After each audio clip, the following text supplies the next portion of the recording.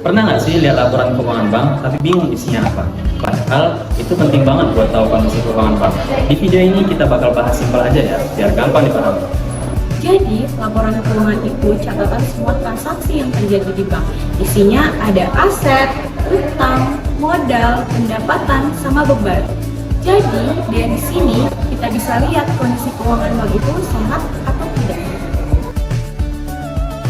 Laporan ini penting buat banyak investor dan trader akan keputusan. Selain itu juga buat melihat kekuatan dan kelemahan keuangan bank. Intinya, biar kita tahu kondisi bank secara jelas. Tapi baca laporan aja belum cukup. Kita butuh yang namanya rasio keuangan. Rasio ini dipakai untuk menganalisis kondisi bank dari angka-angka tadi, jadi kita bisa tahu bank ini berisiko atau tidak.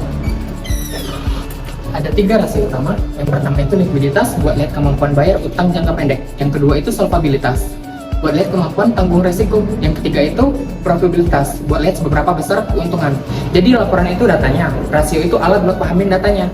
Gitu aja, semoga makin paham ya. Sekarang kita coba lihat contoh sederhana ya, biar lebih paham. Misalnya ada Bank A. Bank ini punya total kredit sebesar 1 triliun rupiah dan total dana dari nasabah sebesar 900 miliar rupiah. Kalau kita hitung, berarti loan to deposit rasionya sekitar 111%. Artinya, jumlah kredit yang diberikan lebih besar dari dana yang dimiliki.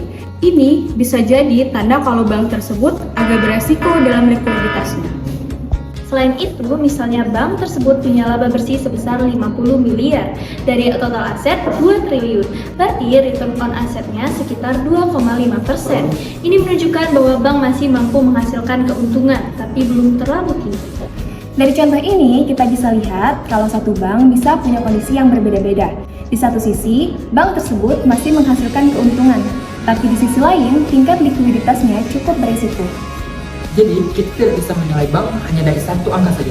Kita harus melihat laporan keuangan secara keseluruhan dan menganalisisnya dengan rasio keuangan. Dengan memahami laporan keuangan dan rasio, kita bisa menilai kondisi bank dengan lebih tepat. Jadi, nggak cuma lihat angka, tapi juga ngerti maknanya. Sekian dari kami, semoga bermanfaat ya.